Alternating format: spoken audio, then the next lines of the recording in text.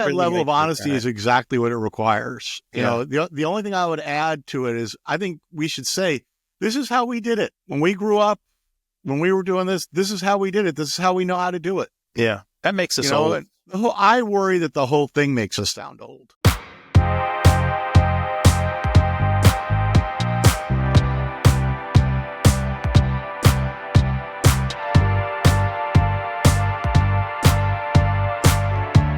Please don't forget to like, comment, share, and subscribe. Hey, Michael, what's happening? How you doing today? Hey. Good. Thank you for having me again. I appreciate it. Good. You know, I just, for the audience, a couple things. I reached out to Michael in a text and I said, I need your best Tony Randall. And he's like, I don't get the joke. Can you call me? And so I said, yeah, you know, I'm going to date myself here a little bit. But, you know, the original king of late night was Johnny Carson. And he loved Tony Randall. Tony was a great guest, could talk to him about anything. There was always something cool going on in Tony's life. And he knew if he called Tony, he'd have him on, they'd have a great show. Because the guy was, you know, he was awesome. And so he had a schedule, and last minute, you know, planes happen, things happen, life happens, a guest would cancel, and Tony would come and show up, fill in and be the guest. And so, in all honesty, I had to reschedule. And we just did an episode back in the late fall. And I said, hey, I need you, Tony Randall. And he goes, oh, wow, I'm really touched by that. That's really great.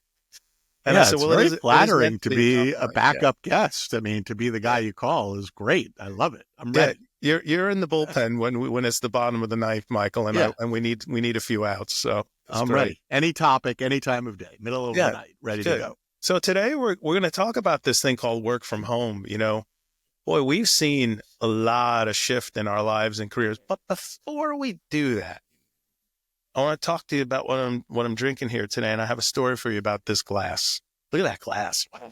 It's really good, yeah. So this is a bottle of poison. No, I'm not endorsed by Snapple. It's the nectar of the gods. It's one of my last vices left. I like me a little Diet Peach Snapple, but you'll love this story. I'm a glass freak. Like the nicest of glasses to the ones you get at the gas station. I don't care. Yeah. If these look familiar to you, because you see them at the Cheesecake Factory. It's funny. And so we used to go to Cheesecake Factory, like, I don't know, when the kids were real young. And I was like, man, see, that's a drink. I'd have to call for like 15 refills. My wife's like, too bad you can't get those glasses. And I said, you don't know we live in the world of the internet, do you? Yeah, I have the red, like the Pizza Hut plastic cups. Yeah. The big ones. Even better. I love those. Yeah, I love those. And so I found these so many years ago. And of all the glasses in the cupboard that break, these you could drop off top of the building. These aren't going to break. So cheers to Cheesecake Factory glass. I did find them. Makes me so happy. So happy. You know, I forgot. Yeah. Last night I was thinking about joining you today. Mm-hmm. And I blew it because I had this great idea. I was going to come wearing a suit and tie. That would have been amazing. It would have been amazing. And I totally blew it. And save it for another time. Yeah. I mean, it would be great because I was just thinking about how we used to have armor. Yeah. Like we had a uniform. All the time. Yep. And we were wearing ties all the time. And now, you know, when I see a guy in a suit, like in an elevator, like going to an office, I always say something. I always say, you look great. Yeah. You're the only guy left. You know, it's very rare to see guys in suits. And then the other thing I was thinking about is how dumb ties are. Very uncomfortable. How did that become the fashion move? I'm wearing something that's literally tied in a knot around my neck. If that's not a metaphor for working in corporate America, I don't know what else is. You've just inspired the next episode, by the way, and we're going to bring Charlie on, your son, to talk about the history of fashion. Yeah. And men's fashion specifically, because there was some dumb stuff going on back then. But everybody looked good, you know. They were building railways in suits, you know, and wool pants and long sleeve shirts and suspenders. Yeah. So yeah. Good. So today's topic is work from home. Man, am I a mixed bag of feelings, thoughts, and emotions in this space. And for those who may or may not know, I still work. I work right out of this studio. This is my, my Guitropolis here. I've got guitars and it's my office set up. And yeah, I don't have the blue lights and all this stuff on when I'm working. It's, well lit and the sun's coming in. But I get to do everything I do right here with the exception of going to client sites and spending time with them either in their office or at meetings. And I want to start back, and I'm going to ask you to maybe tell the tale of, from your perspective, and I'll set the stage a little bit. We never had the technology early on that made working from home even possible, right? It just was way too difficult. PC Anywhere. Yeah. Remember PC Anywhere? You had to have it running on your desktop. Yeah, that was like the first, gaping hole in security. But boy, you got to do your stuff. PC Anywhere. Yeah. Wow.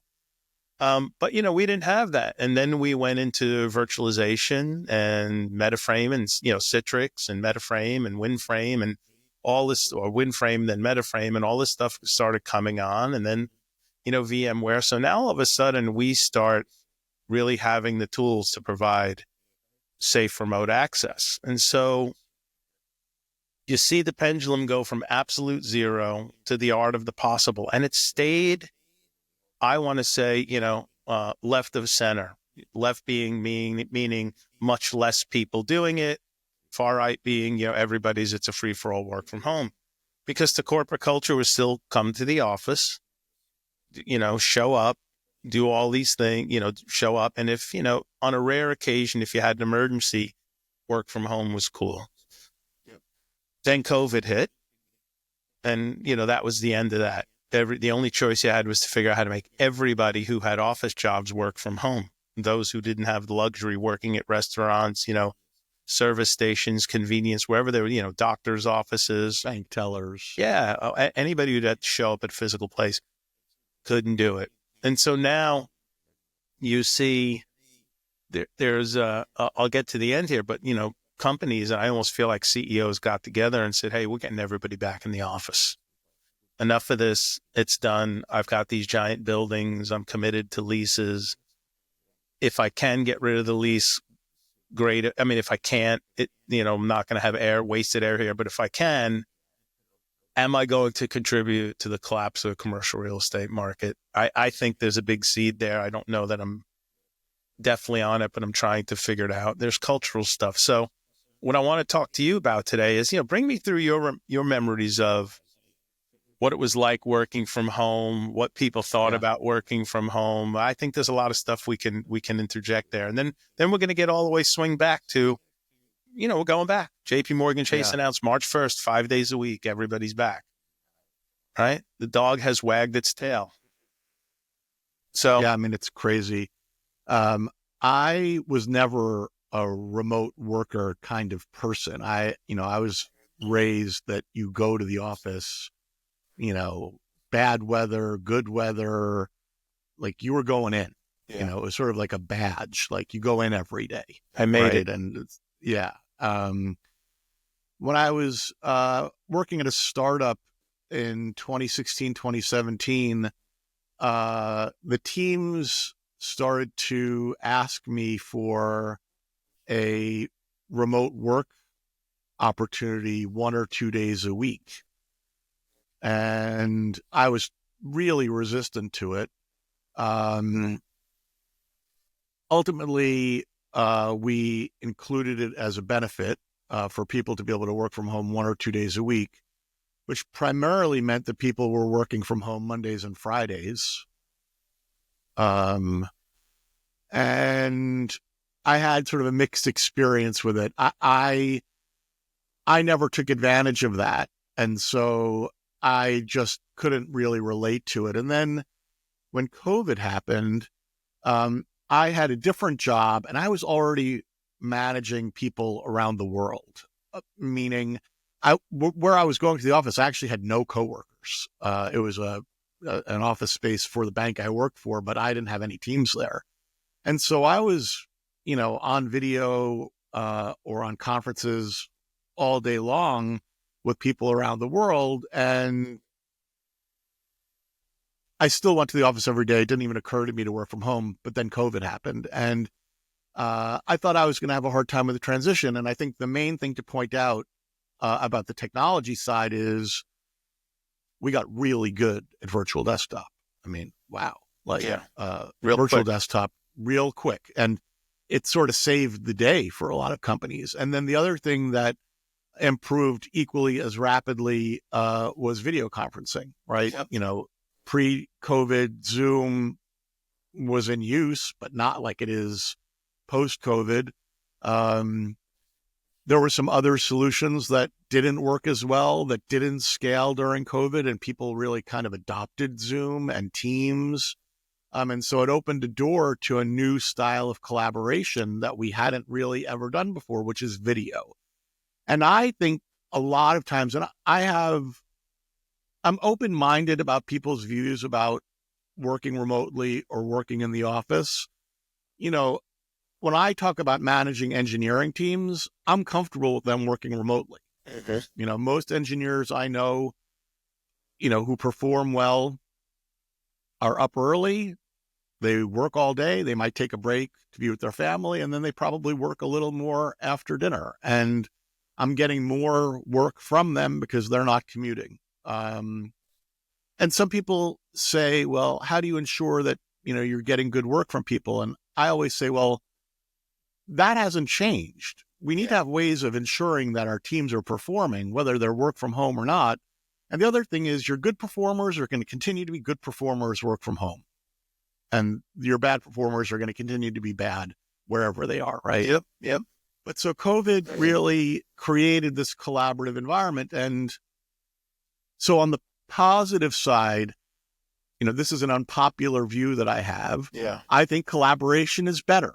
I think if everybody's camera is on and we're in a meeting collaborating, I think it's better than 3 of us being in the office, 2 people being on phones, right? Like you think about what we used to do in a conference room with or without video, the 3 of us or 5 of us are around the conference room table and we have 3 remote participants. And sometimes they can't hear, and sometimes they don't feel like they can interject, and sometimes they don't feel like they're participating. And I think, you know, Zoom calls with boxes, you know, I think you can really encourage people who might previously not have participated to participate. Yeah. And so that's one thing I like about it. I think our meetings can be more collaborative as long as we enforce cameras on. I think cameras off is a problem. I think cameras on.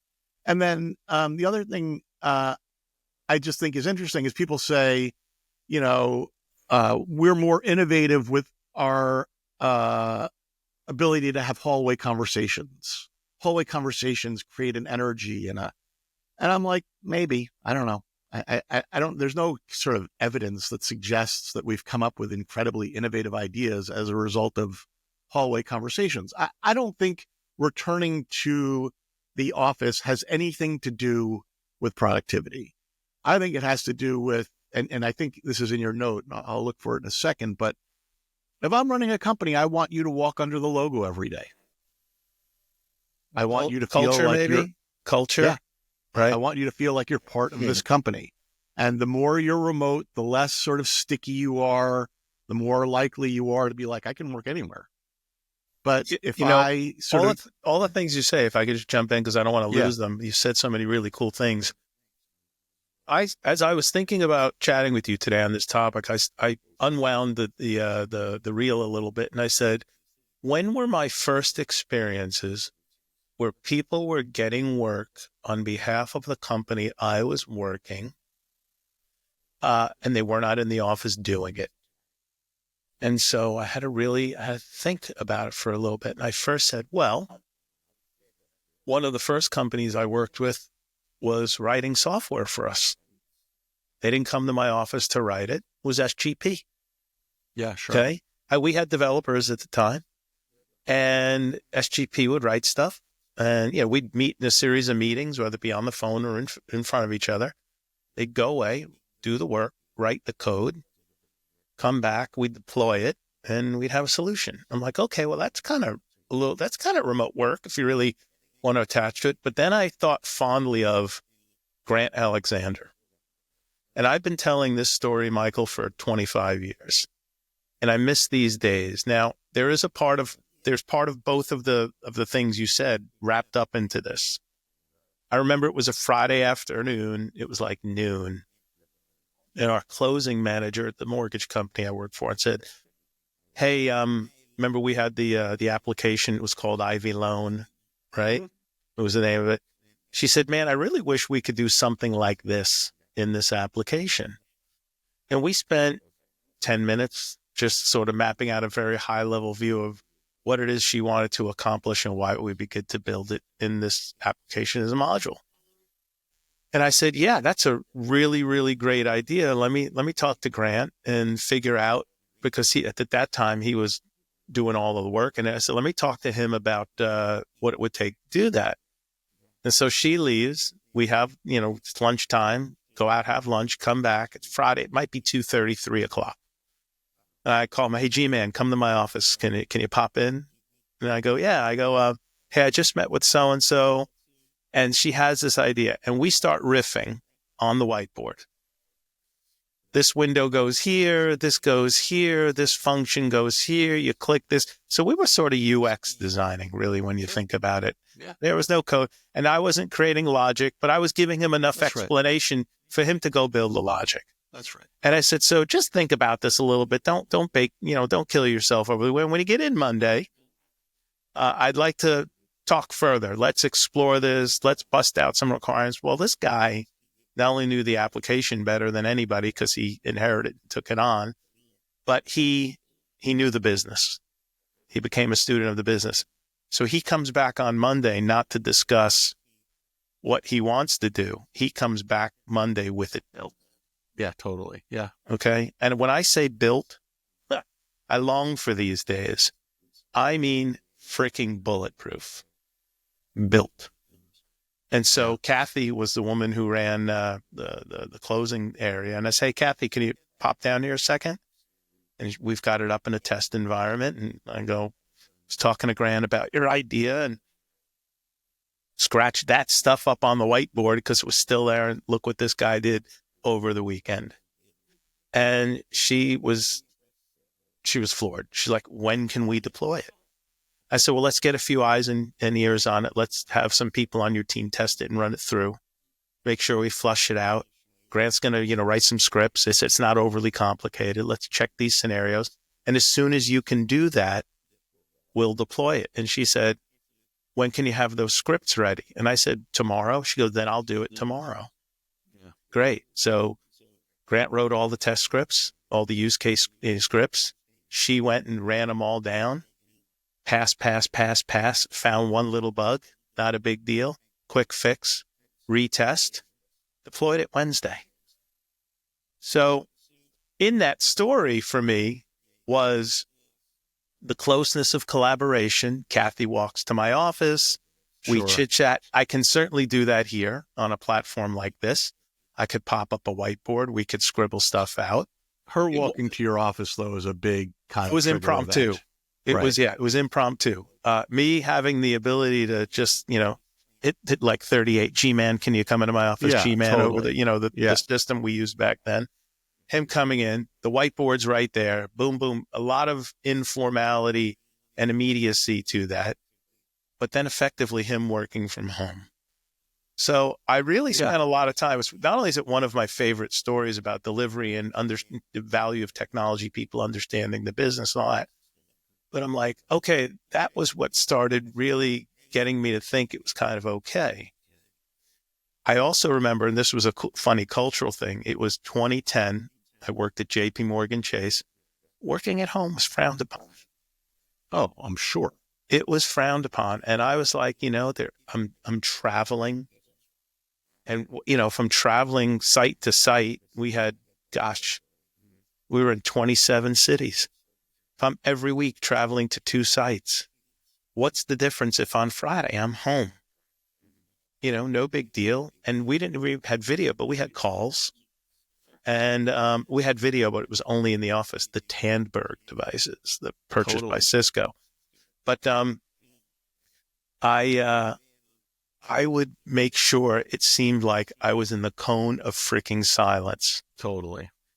Nobody could make any noise because, God forbid they thought you were home. They heard a dog bark. They heard a leaf blower going on. Like, it was like, where are you? You're working from home. It was incredible. Yet, if there was an outage, 3 a.m, everybody was happy I was on the call from home. Nobody cared. So we had all these mixed messages.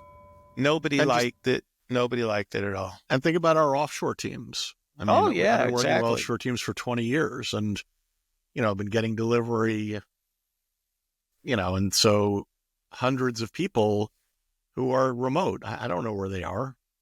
And there are all sorts of reasons why, I think that there are in the office reasons for large Indian companies because they do a lot of training and a lot of stuff like that. Yeah. But, I've been managing remote teams for a long time, and we have been collaborating virtually for a long time. And so that's the only thing that I sort of I think we can get past that. There are other things that people talk about, which are, new workers in the workforce. So college grads who join companies, it's hard for them to feel like they're fitting in or they're getting to meet people. Yeah, my answer to that isn't, well, we should bring everybody back to the office. My answer is, let's figure out ways to create more virtual collaboration to allow those people to feel like they're part of something. And whether that's team meetings or, during COVID, we did virtual events. We did kind of virtual cocktail hours and there are ways to create that kind of environment that's inclusive. Like, the thing that I really get kind of wound up about when we talk about this is that I think managers have a responsibility and that we don't train managers well. And so we all look at each other and go, how will our teams perform if they're at home? I'm like, did you manage them when they were in the office? Just try to do the same thing, and use additional tools. But I think the big thing for companies is, I think the real estate thing is a big deal. They got a lot of real estate. I think they can create more of a attachment to the company by me coming in every day. I think I think that people are convinced that teammates feel more carefully monitored in the office than they do at home. And again, I'm like, okay, I'm not walking around over everybody's shoulder in the office either. Like, what are we doing to manage people? What metrics are we providing them? How do we manage them to be successful? Yeah. And so for me, that's neither in the office or not, but I do think that there's this very traditional view that we can manage and monitor our teams more carefully. And then the other thing that I allow for is there are jobs where people should come in. They have to. And then I think there's a fairness thing that occurs, and the companies don't know how to handle the fairness thing. How come Michael's team gets to work from home, but we have to come in every day? And I think that's a hard thing to deal with. That's a hard benefit to say, well, Michael's team gets this benefit, but you don't. I think that is extremely difficult in large companies to manage. You can't allow for that difference of benefit. And I think that's what they're dealing with. But it goes back to the job and the role. You said it right before that. If I'm a teller, I'm coming in. If I'm a banker at a bank, I'm coming in. If I'm a mortgage underwriter, I'm remote 3 days a week or 5, right? I all work at the same bank. We all work at the same bank, rather. They're going to be, I don't know how you create parity in that. Here's the thing for me that I fall to all the time. And who am I to want to create this for everybody? I think the thing that is a giant void from work from home is human connection. Michael, some of the best times, Michael, you and I met in 1996. We've had a lot of lunches together. Some of those freaking lunches were absolutely epic. How many hours did we talk about wanting to buy a car, leaving it at the office that could hold like 10 people? Yeah. And just write lunch on the side of it. We almost bought one. We almost bought one. I'm sad we didn't. That would have been a great buy. The time that we were going to Tokyo Joe's in Colorado for lunch every single day, and you guys were like, please, no more Tokyo Joe's. Please, no more Tokyo Joe's. I'm like, there's this new restaurant. It's called TJ's. Come on, we'll go there today. And you're all like, thank God, we're going somewhere new. Yeah. And I pull up to Tokyo Joe's. You're like, what? I go, TJ's, let's go. Lastly, the time we were out with Mark Gollin, and I had never had edamame before. And he's got the bowl full of edamame and another bowl for the chew. And halfway through the thing, they're 50-50. And I'm like, I think I'm going to try one of these. And I grab one and I put it in and I go, there's nothing in here. And I'm eating his chew. It's like, those moments are life. They are life moments. And then lastly, and then I want you to pick it up here, mentorship. I think mentorship happens on purpose. I think a lot of it happens by accident. You might run into somebody at a time of need and not know it otherwise. Yeah. You're struggling with a problem. You see they got their head down in a cube or in an office, or they come to you on a whim because you're available now and they might not have reached out to you otherwise if they had to schedule an appointment with you. And then by the time they get on your calendar, the feeling of what they're going through is gone. Or they typed that nastygram and they sent it before they got that chance to really discuss it with somebody. Yeah. So those are the things, and they're not going to make you less productive, but I think they're going to make you less wise. Yeah, I agree. I mean, I think that the examples you provide are great, and they're a great reason for being in the office and having some of the camaraderie that we experienced. And I'm grateful for like a lot of that stuff. And also because we grew up in a time where you still touched hardware.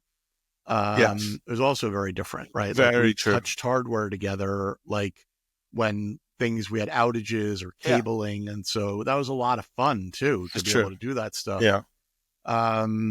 Somewhere there are people who are still doing that. They just happen to work in, big colos and clouds and giant data centers. But, the only thing I wonder, the thing that like, I just feel like if I demand work from the office, let's say 5 days a week, that my ability to get the top candidates will be impacted. I could be wrong, but I just feel like it might be impacted a little bit. Do you think that's a post-COVID position, meaning you let the genie out of the bottle? How are you going to stuff it back in? Yeah, a little bit. And so I prefer, when I think about it, I just think in this modern time, if hybrid or work from home is permitted, how do we solve for the issues that we're talking about? So like I said in the beginning, I don't have a big position. If people want to bring their people back to the office, great, do that. Like that's your position. And if that's what you think works for you, I don't like when they make up lots of ridiculous reasons for doing it. If it's important, you do it. You don't have to explain it, right? But I also think at the same time, for people who, let's say like me, were proponents for hybrid work from home, we all have to be answering your question, which is, how are we solving for mentorship? How are we solving for people feeling like they belong? And we can't just leave it like as an aside, or maybe we'll get to it, or we'll let HR handle it and we'll do employee relations. We really have to have meaningful and intentional training for our managers to say, this is how you manage your remote team. This is how you ensure that they want to come to work for you every day. Well, let's pick and that so I like both bit. of them. Do you know what I mean? No, I like that, and I want to unwrap that a little bit. And let's pick, I don't know, let's pick an employee lunch. Every place I've worked at, I found myself having a little tribe, a little circle of people that I'd rotate and go out with. And as my career went on, I realized that there was a big loss in opportunity in doing that. And that lunchtime was not only my time, but it was an opportunity really to build deeper relationships in the team, because where people have a relationship, they're going to be more committed to the job, to the work, to the outcomes. For sure. So then I started at least once a week, and sometimes a little bit more. I would just randomly try to schedule, hey, tomorrow, the three of you want to go to lunch? And they might be 3 people in the same department or 3 people from completely different departments. So not only was I forcing the interaction for myself, and we tried not to talk about work. We would just only tell, I want to learn more about them. And I'm, not wanting them to, to roll out their medical records, but whatever they wanted to talk about, we could talk about it. Current events, news, what our kids were doing. If you had kids, do you have a trip planned? Are you going through a hardship? Whatever. That was huge, man. Yeah. And when I think about trying to replace that, I can set up a Zoom call for people. I could send them a Grubhub card so they can have a sandwich ready. They can buy something in advance. There's a lot of things I can do to get right to the finish line. I just don't know how I cross it. And I struggle with, is it as genuine? And I go back to human connection. Am I really going to make that human connection? And I think I really do, man. And listen, our relationship goes back, going on what, 06, almost, it's going to be 30 years next year that we met. 30 Pretty crazy years. I wonder if we only met like this. Yeah. Right? Would we have the human connection that you and I have? I don't know the answer, but I'm awfully skeptical that it's going to be a yes. Yeah, I don't. One thing that you were saying just about, you can create a virtual lunch, and is that equal personal, in real life experience? And probably not. The only thing I would say is that the people I struggle to connect with in real life or on a Zoom call are the same people I would struggle to connect with in real life. Like, that has been my experience, right? Like, because in COVID, I did do the virtual lunches, and there were people I struggled to connect with, and I'm not sure being in person would have been any different. And that's not an argument against what you're saying. I'm just thinking it's about a perspective, my own experience, That's a good one. And I also think there's dramatic changes in the workforce, and I don't know if there's enough research done on it, but I think that voice is not recognized. Sorry. That's okay. I think that people in the workforce have a different expectation from their job than we had. You're 100%. Yeah, and they're less attached to where they work than we were. I mean, you and I have said over the years, like, I've had 3 jobs where I was like, I'm going to work here forever. 100%. Proud, flying the flag. Look at me. I work at this place. Yeah. And I just don't think that, I think my kids are trying to really have work-life balance. I mean, sure, there'll be different segments. I'm sure the kids who work on Wall Street are still killing themselves and whatever, but there's going to be a growing segment of people who are like, I'm not going to achieve what my mom and dad achieved, but I'm going to try to get a good job and keep it or not. I just don't know. I'm worried about 60 years from now for those people. Like, worried for what? Their elder care, the affordability of it, because we're not grinding for no reason. We're not only grinding; it's because the way we grew up. Our families worked hard and ground because they were aware of, life not lasting forever, trying to have some money or something put aside and not be destitute. And for my parents, they didn't quote, I don't want to be a burden on my children. Yeah. Different than many other cultures. I want to be a burden on my children. I have told them so. Yeah. Boy, wouldn't that be something? Sometimes when I walk with my kids, I hold on to their arm and they're like, what are you doing? You don't need this. Get used to it. Just get used to it. Yeah, get used to it. Oh, I need a little shot of this. You ever take this, by the way?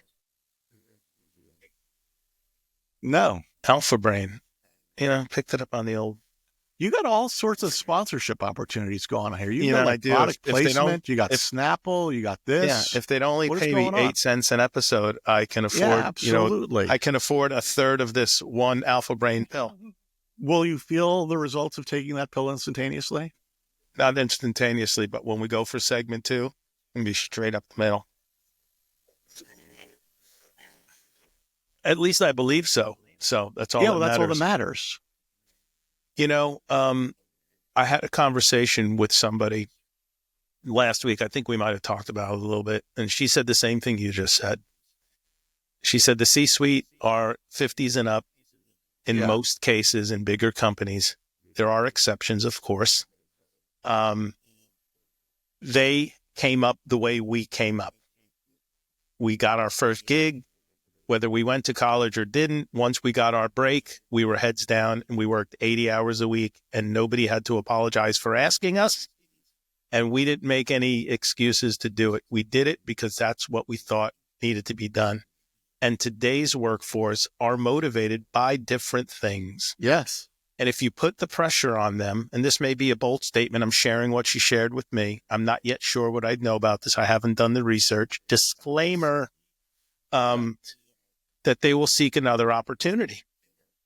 Now, if I just take the people within my reach and I look at my son-in-law, let's say, he's wired like we are. Super, he'll grind. He'll be on a call at 6 a.m. He'll take calls at 8 p.m. He knows what's expected. He's been promoted 4 times in 3 years. Like, I think there's a cause and effect there. I think there's a result. Yeah. My son, who's an amazing young man. And he's ambitious. He's very ambitious. My son, who's an amazing guy, never met a person who would say a bad thing about him. He has less urgency than that. Okay. He's not a lazy guy. He's certainly not dumb. He's got a lot of amazing attributes, but he just has less urgency than me. And my wife will always say to me, he's not you. You have to stop. He's not you. He's his own vessel. He's his own human being. And it's okay. Not everybody does things exactly the way you do them. Pity them. No, I'm just kidding. But also, you think about the reaction of our kids seeing how much we worked. Oh, I think this, in some ways they're like, I'm not going to do that. Yeah. Well, he's a dum. Why does he do that? You know what I do, which infuriates everybody? I still do this, and I have so much fun doing it. Chris had a bunch of her friends over last night to see our new granddaughter. They called it a sip and see. I called it the sip and we. Is Taylor home? Yeah, they've been here since Sunday. Oh, amazing. Great. Okay, great. I called it the sip and we because it's all my wife's friends, and they, it's like sip and and she's like, oh no, it's 5:30 to 7:30. I'm in bed at midnight. They're still cackling, right? So, but they're all here, and I come out at midnight, and they're all gone, and they're cleaning up, and my wife's got a pile of things that need to go in the outdoor fridge, the garage fridge. We're Italian. We have a garage fridge.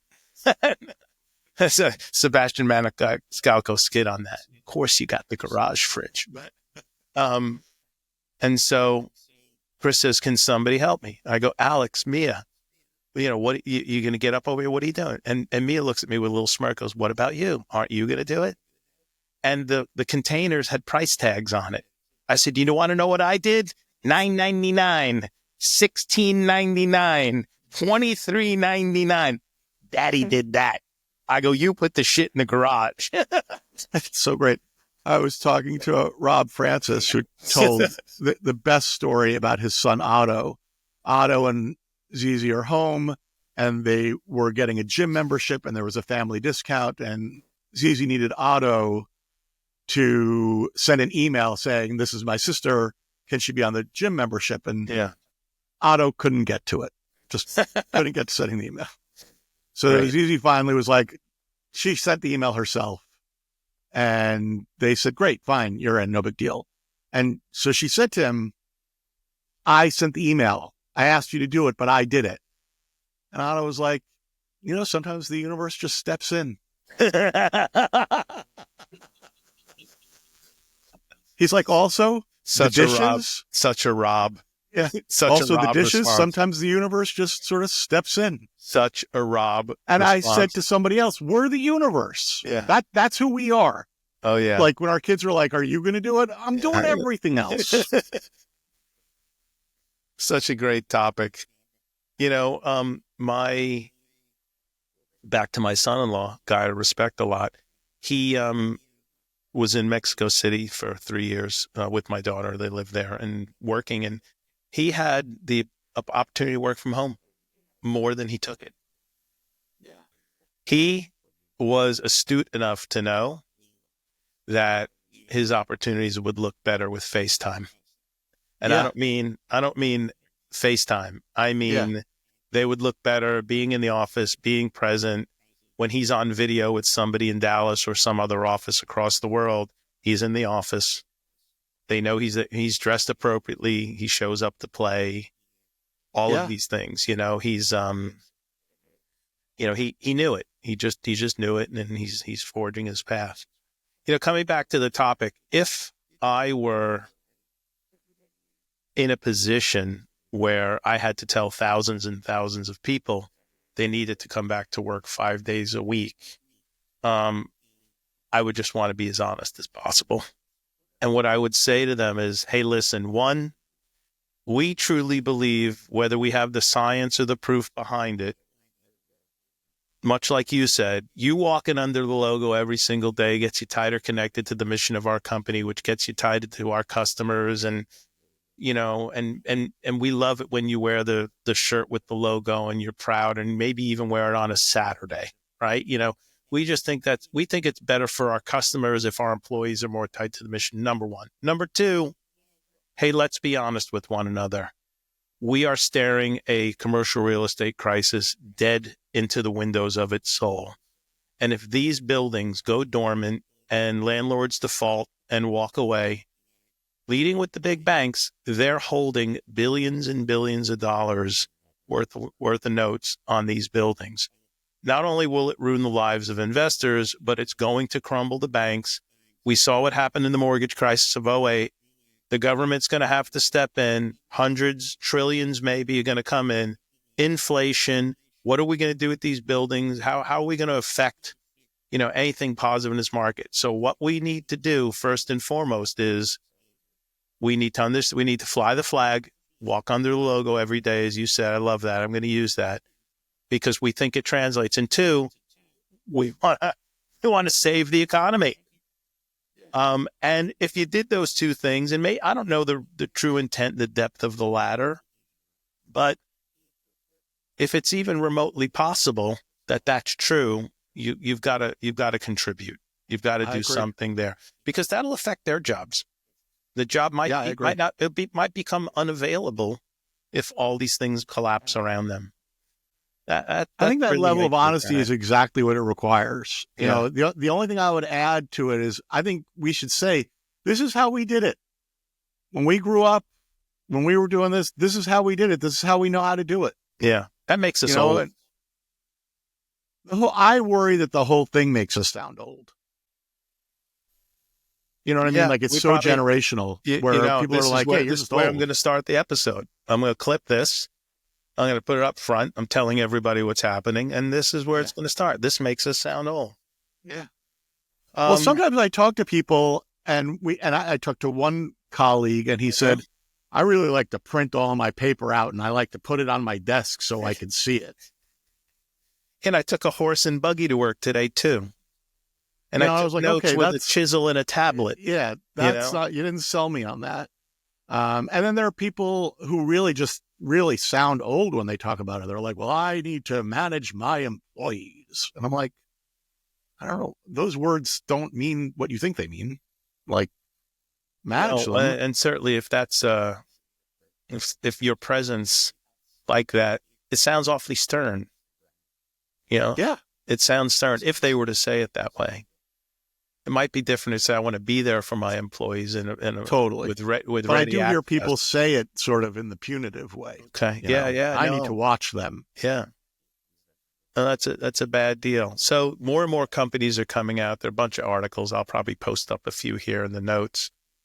I started by telling you, hey, JP Morgan Chase announced 5 days back in the office. Citibank's been back 2. Originally it was going to be 3 in Manhattan, but after realizing there was a little bit of a crunch because they reconfigured space during COVID, and then they're like, yeah, this will be great. We spread everybody out. There's less germs flying over the place. We put air purification systems in, filtration. Oh, we don't have enough room for 3 days a week. Let's go back to 2. So my good friend Don's wife has worked there for decades, and she soldiers into the office and goes in, never complains. And I'm sure if they told her she had to go back 5 days. Yeah, I love hybrid. I love hybrid. Yeah. I think it's great. And I don't know. Love it.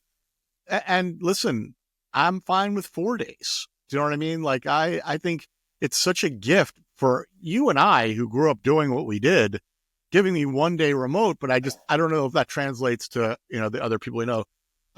Charlie goes in every day. Yeah. Avi goes in every day. I go back Theo goes in every day. All 3 of those dummies go in every day.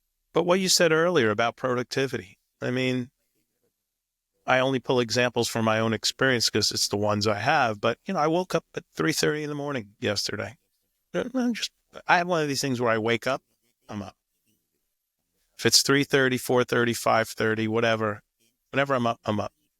I get up, I go, I walk around a little bit, try to decide if I'm going to be able to go back to sleep. Usually the answer is no. I flip open the laptop. Got 4 hours work done. Yeah. Right? But imagine if in order to be me being able to do that work, I had to show up at some office. I wasn't going to leave and go to the office at 3:30 in the morning if that were an option for me. Got then 7:30. You know what I did at 7:30? I closed my eyes for 30 minutes. Yeah. I sat on the couch. I put my head back. I relaxed. Then I got up. I had a cup of coffee. I started the day. And honestly, I was in this room until 9:30 last night. Yeah. Yeah. It was just on a tear. It could have been the Alpha Brain. Brought to you by... It's funny. Yeah. The other thing that I think is interesting, just about going into the office, like the commute time is such dead time.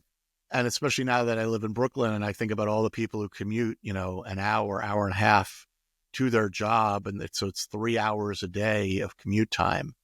And would I trade, if I thought I was trading that for productivity, would I make that trade? So with engineers, I'm mostly trading that for productivity. You know what I mean? That's not true for all other workers, but maybe I'm trading it for their work-life balance, for their general happiness and loyalty to the company. Super important. But it's a hard thing to measure. And the real estate thing that you talk about is real. Yeah. That it's not just the buildings, it's the cottage industry of lunch places that surround those dry buildings. Cleaning, everything around it. Yeah. Massive. Massive. Yeah, the bodegas in the city took a hit. Yeah. Bad news. Hey, we could talk about 10 other topics here because you talked about remote. I think technology's, self-driving cars, all of these things, they're going to change what people do on the way to work. Yeah. Have you been in a self-driving car yet? The Mimos? Have you been in one? I didn't go in, but I followed one and I was about to take one and I'll tell you why I didn't. I was in Phoenix for a conference. It was earlier in 2024. I see these Jaguar SUVs and they got cameras on the roof, cameras on the back, on the mirrors, pretty substantial cameras spinning.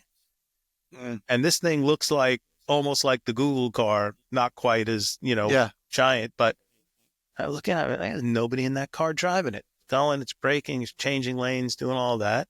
So I download the app. I'm like, that's the price of an Uber. Nobody's driving the car. So I'm so curious. And I'm like, we were getting ready to go back to the airport. And we were not late by any stretch of the means, but I didn't have a ton of time. Yeah. Like I had a half hour to play with, which was more than enough. I was less than a half hour from the airport. And I had the thing in and I'm just about to go get it. And I said, I don't want to miss this flight. Yeah, not today. if I were going 10 blocks to meet somebody for lunch or 20 blocks or whatever it was or across town, I would have definitely done it right at that moment. But we followed one for quite a way. And that son of a gun it did what it was supposed to do. Braked, it moved, it stopped lights, it put on signals. I mean, everything you would think this car does. I'm sure there are news articles about, Mimo running amok, much like the early Tesla stuff will, but we will get to autonomous driving. Yes. We will be in the back seat. We will have a bench, much like or at least a tray that flips up like a plane. The cars and our devices will get us bandwidth that was more than suitable to do whatever we need to do. They already do. And that commute is going to be go time if you choose it to be, or you can just go to sleep. Yeah. Yeah. I mean, it's going to be fun to watch. Yeah. It'll be super interesting. And I definitely agree that it's coming. Yeah. I kind of like to drive, but it'll be cool. I still drive a manual. Do you really? Yes. You're a badass. Yeah. That's so awesome. What is that? I'm like, it's, I belong to the Manual Preservation Society. Yeah. I paid extra for this. They don't make these anymore. This is custom. I just had to replace the clutch, and it was a fortune. And I was like, in the olden times, it wasn't a fortune to replace the clutch, but now it's like a whole transmission thing. Yeah, because everybody knows how to do it. Diet. Yeah, it's exactly right. I was meeting with a company yesterday where I told it's such an off-color joke, and I really have to not make it. But they are running a 400, and I said, "Is it RPG or COBOL?" And they said, "Yeah, it's one of those." I said, "The joke we make, and I apologize for making it, is that when we're looking for resources, we go to the funerals." Yeah, the other people are there. Do you know there's a company in the banking industry, we'll leave the name out, that still runs that stuff, mainframe stuff. Oh, yes. And they're taking kids out of college and training them in these languages and paying them twice what they'd get paid to be like a .NET or, it's a dumb pitch, though. I'm going to teach you this programming language that was invented before your parents were born. Yeah. And it's a great career path for you. And I'm going to I don't love the pitch because I've had to do it. I ran some of those platforms over the years. You had the legendary quote to a good friend of ours. I don't know if you remember it. We were doing a project that we call BDE, Bulk Data Extract. Yeah, totally, yeah. And Mike Rayner was a guy on your team. Yeah. And you pulled him in the office, said, "I got a big project for you. We're going to receive signed and packed EBCDIC files, and you're going to extract the data, normalize it, and build a routine so we can take this. It's a big job here. And the great thing about this project is that I guarantee you by the end of it, you'll be about 20% less valuable than you are today." You'll learn nothing. Yeah. Well, the funny thing about that, it turned out to be the opposite. He did it 3 times at other companies. Of course he did. Was the guy who knew how to do it. At it. Yeah, he was the first person who ever did it on that platform. Amazing. He really was. And they ended up creating some package to do it. Yeah. And it was almost entirely based on the work that he did. Amazing. So crazy. Well, hey, dude, thanks so much for the chat on this topic. It was a lot of fun today. I really appreciate it. Of course. Talk to you soon. Thank you. Please don't forget to like, comment,